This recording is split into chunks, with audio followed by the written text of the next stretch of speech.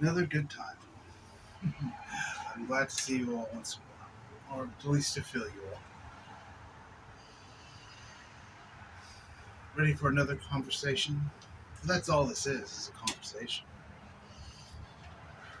You can say there's the energy I'm giving out, the energy you're giving out. There is a giving and receiving, going back and forth, an energetic communication beneath the surface, in the unseen.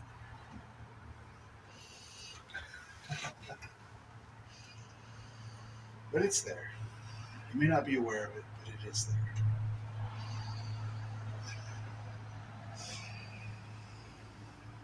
I wanted to talk about today the hero's journey. Some have called it. It's that journey of awakening into realization.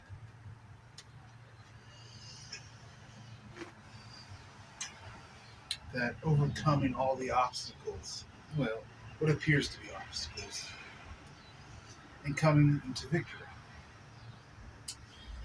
You may be familiar with more modern hero stories, such as The Matrix. The Matrix.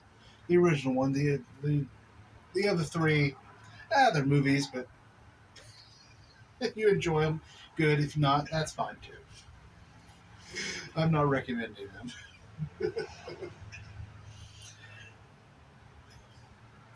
But The Matrix is a very popular, I would say, in the awakening crowd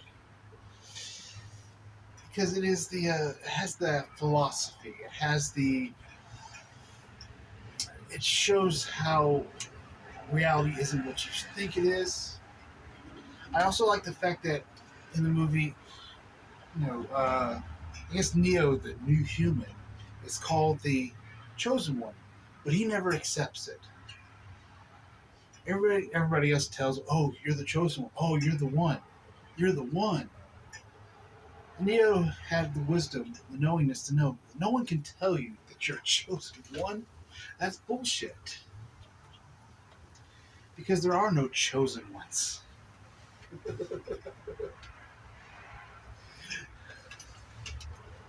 There's only those who raise their hand and volunteer.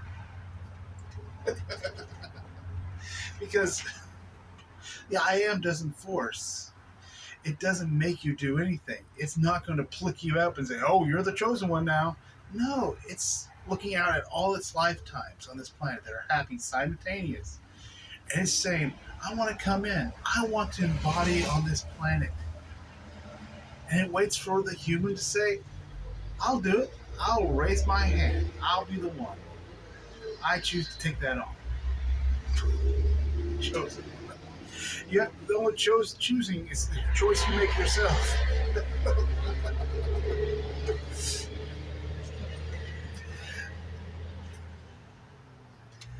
Ah, the hero's journey. I bring this up because I just got done watching a film. I've seen this film before my enlightenment, before my realization as really what it was. Uh, and I was attracted to this movie. I didn't know why. It wasn't a very popular movie. It didn't do very well. It didn't make a lot of money. It doesn't have the greatest cinematography, the famous actors, nothing in it. But I remember I came across this movie probably early 2000s, probably around the time it came out. I don't remember exactly. And I liked it. There was something about it. I said, I really like this movie. It was just a sweet little movie. And today I just saw it was on YouTube. It was one of those free movies they have. A couple commercials. That's all you have to watch. It's like, oh, I remember that movie. I want to see that. I'll watch that again. Be fun. I watched this movie and I was just amazed by it now. After going through that hero's journey, I will say I cried during this movie. Which first time I watched it, I did not. I was too grumpy back then. Well, I was like, because it was a sweet movie. I just will never tell anybody I watched it. Wouldn't admit it to that.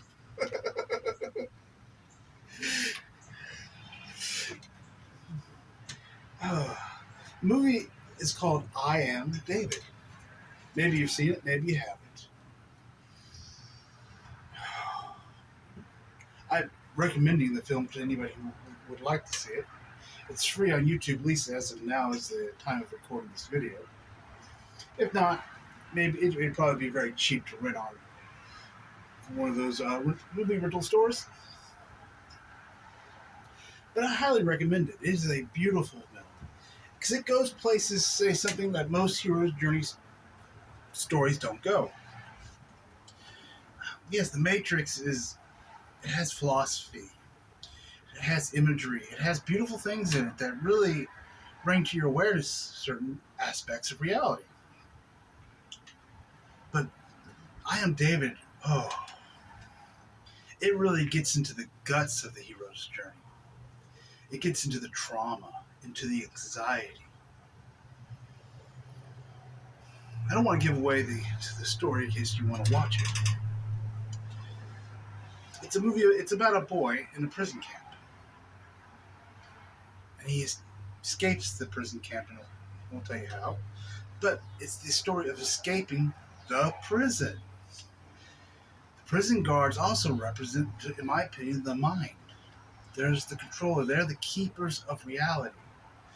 They keep playing back up through the story in different forms as police officers, as other soldiers. They're the representation of the mind trying to keep you in the narrow box. You know, the mind. They're not doing it because they're evil or mean. That's their job.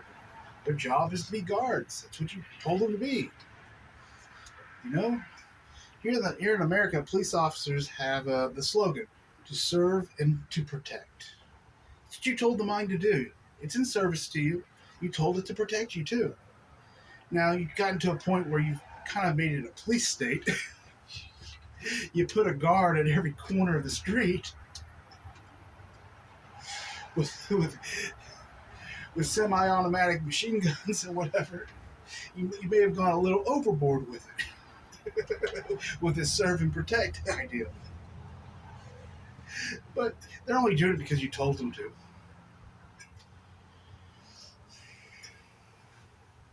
But it's a journey. The movie is a journey. There's actually a motif, and there's what they call in a movie, a MacGuffin.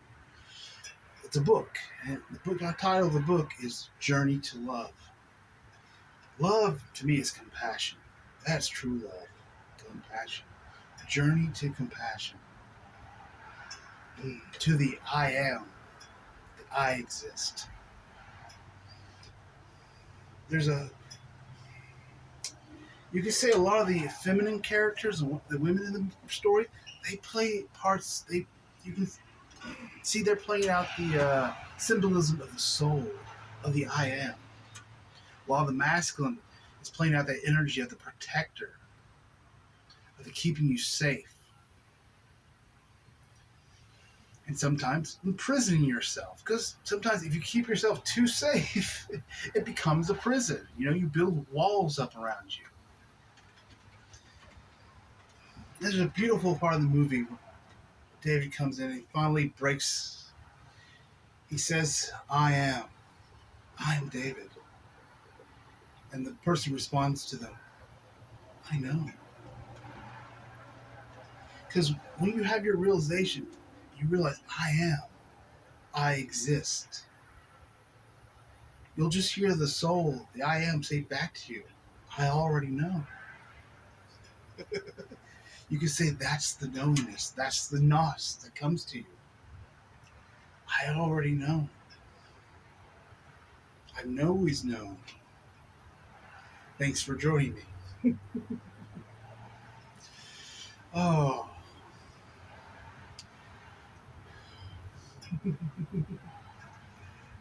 Yes. So the hero's journey, that's what you're on now, what some have called it. You're the hero of your own story. It's kind of where it comes from. Everybody has their own story, and you have to become the hero. No longer, a lot of times, you are the side person in your story. You have to bring yourself forth and be that hero and take the leap of faith. Then you find your victory. Really, the story never ends, but it's just a part of the story.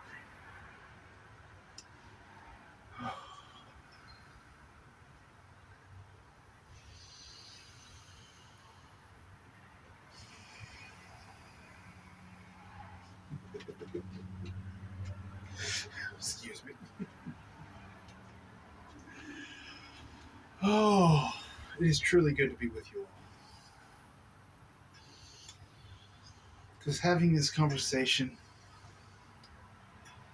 having this back and forth, even if you're unaware of it, is a true passion, a true pleasure, and a joy.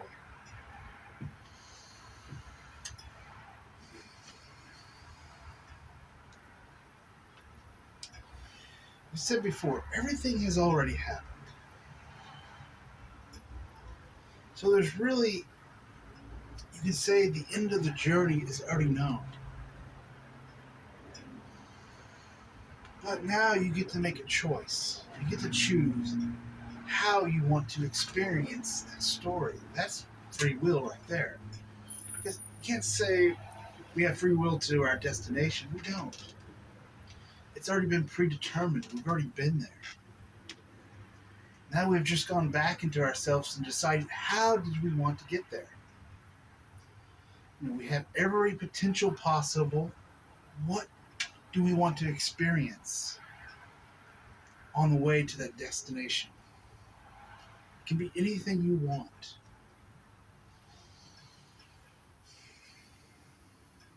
It can be a bumpy road. It can be a short road. It can be filled with joy or it can be filled with pain. It's your choice. There's no wrong answer to that question. A lot of people get stuck on making decisions. I know I did personally. Oh, there's been many a times that I hated my job. I wanted to leave it. And I debated. I got so into the mind. Oh, but if I leave, I won't make enough money, or this or that, or this or that. Oh, I can do that, but maybe I really won't like that. But I only saw limited options too, because I was only allowing my view to be that big. Well, if I do this job, I'll pay less. It might be easier, but I won't make any money. Do this job, I'm really going to hate it, but I'll make lots of money. That could be good. And that was the choices I gave myself. That was it. One or two. A or B.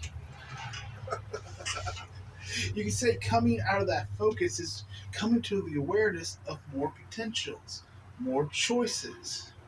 I never thought, oh, I could make videos on YouTube. I would never, well, back then, this would have been my greatest fear.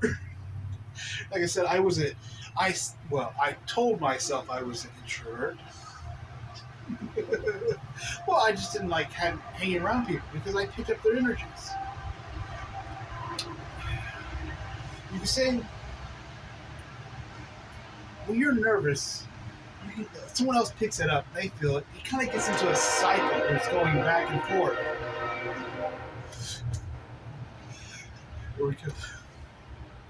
We'll wait for the train. You get used to it living next to it.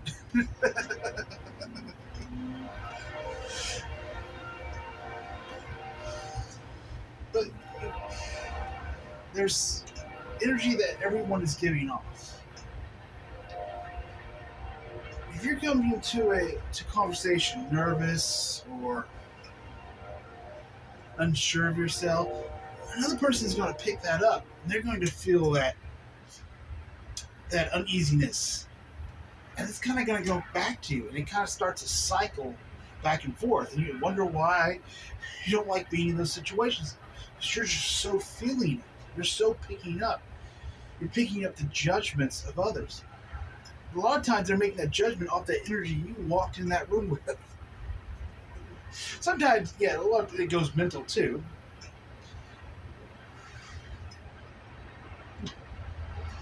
But where was I at? Oh. So the thing about being outside the mind, sometimes you're like, I was talking about something. I don't know what it was. That kind of sends you right back into the mind. Since you're really mental, because then you get all freaked out. And you want to try to figure out where you were. what you're talking about so you don't look like an idiot. But you can see to the point I came, I don't really care. I'm just going to take that as, that was done. We can talk about something else. Oh. Or I can just sit here and laugh either way.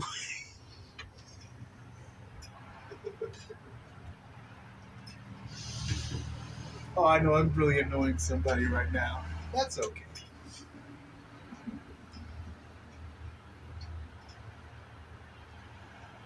Oh. I know we were talking about the hero's journey earlier, but I believe we finished that.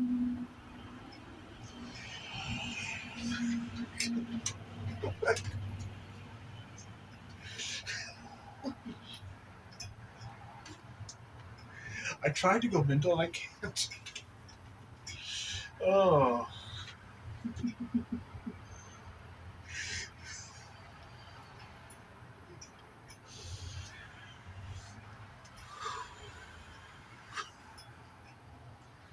Oh. This is the effect of not giving a fuck.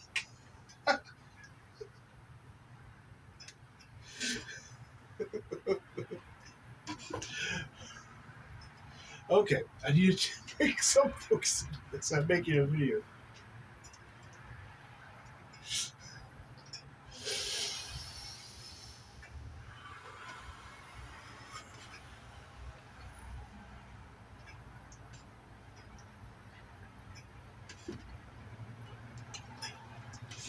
Oh.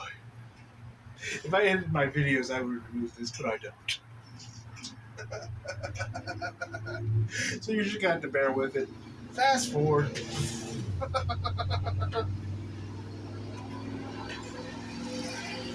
Oh, the joy of being a master. Maybe we can talk about that. The joy of living. Of learning to smile again.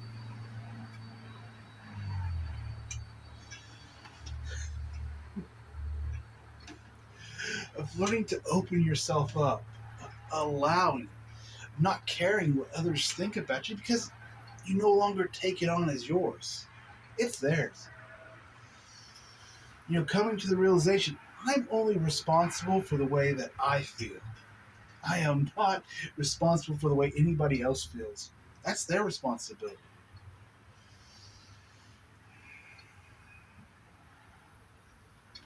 Trust me, we've played the game of taking responsibility for if I was to come and slap you,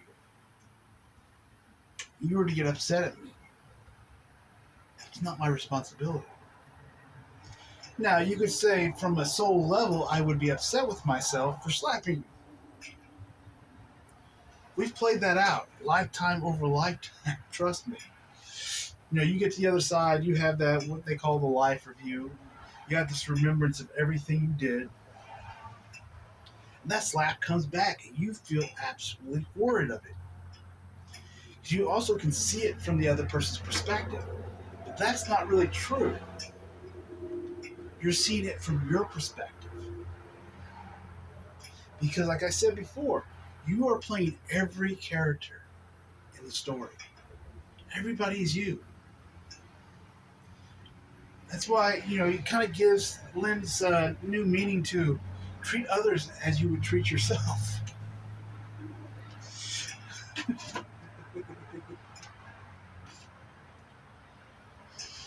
Because, yes, there is a sense of if I hate somebody, if I'm upset with somebody, usually it's because you hate yourself.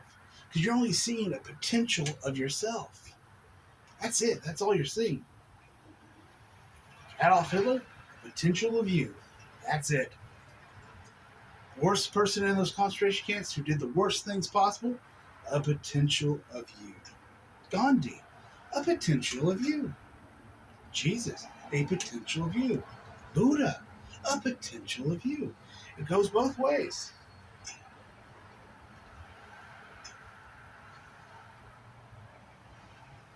This is where we get into acceptance, compassion.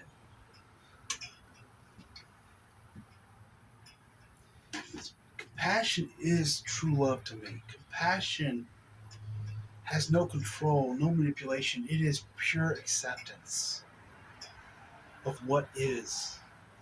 It doesn't say, well, I'll love you, but, or I forgive you, but. That's the human, that's the mind. The human has a problem forgiving. The human's incapable of forgiving. Because the human will always have that but. I forgive you, but this, but that, but in 500 things. That's why you can't force forgiveness. You can only allow it. You can allow forgiveness. The forgiveness of the I am. Because it never judged in the first place. It doesn't have to give you forgiveness. It's automatically there. It's in its compassion.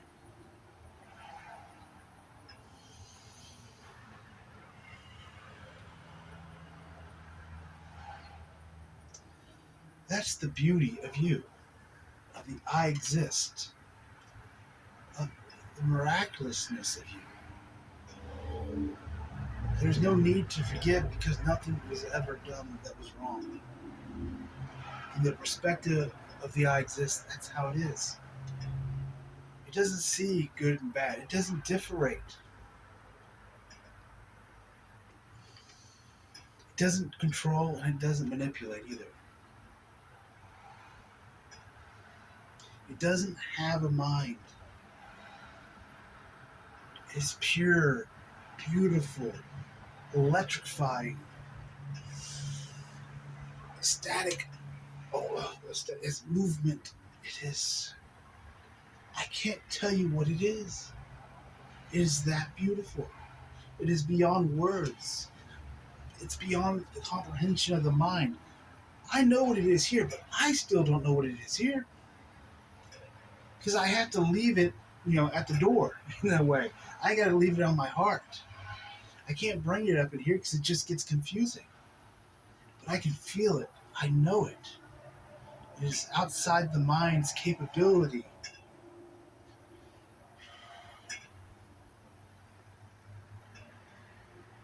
That's you. That's who you truly are. And we are the same because we just are. There's nothing better about me or worse about you. I'm not a better I am than you could be. It doesn't exist. That's a made up thing. That's a mental bullshit. I heard someone say once, you should never look down on anyone and you should never look up on anyone. And I'm going to agree with that statement. We're all on equal footing. There's nothing special about me that isn't special about you. There's nothing unique about me that isn't unique about you. Now we have our own stories, we've had our own experiences. And through those stories and those experiences, we've kind of had our own preferences. But there's nothing wrong with your preferences over my preferences. Your preferences, what you like, is great for you. What I like is great for me. There's no judgment there. We kind of honor those differences now. We honor that beauty, that uniqueness that you have gathered up, that overlay. Because we also know that's not you. That's not who you are. What you like or what you don't like, that has nothing to do with you. Because at your core, you like everything. You love everything. You have compassion for everything.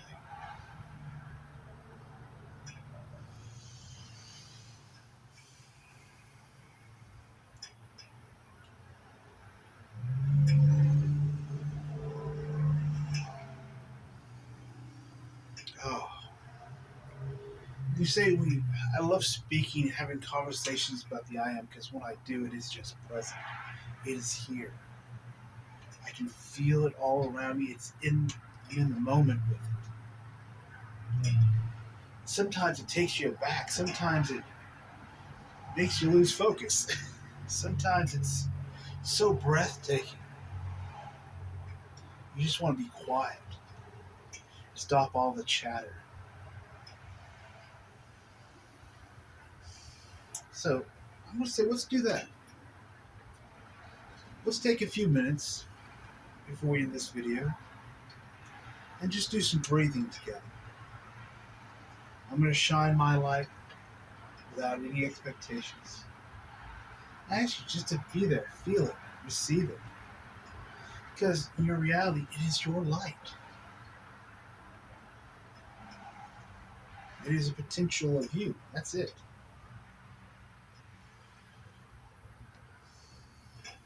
Once you realize that potential in yourself, you'll just shine your own light.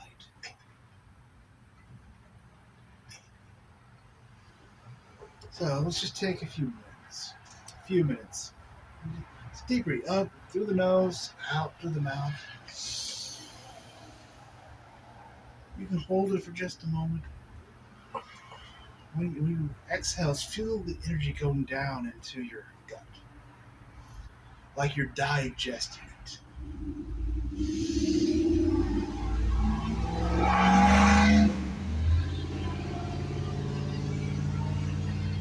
Nice deep breath, till your lungs almost hurt.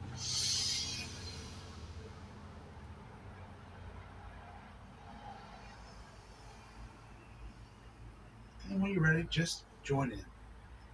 Or you can leave. It doesn't matter.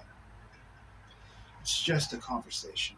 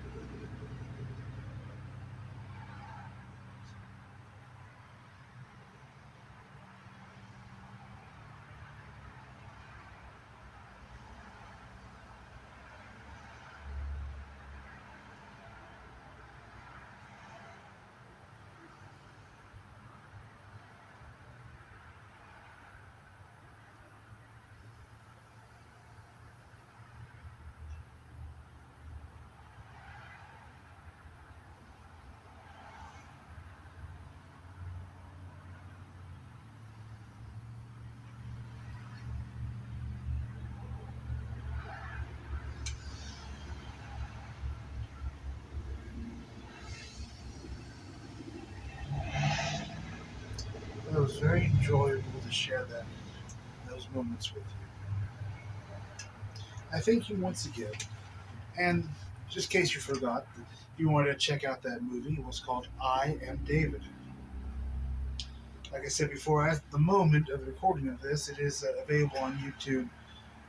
Those free movies they have. So a quick search should find it for you.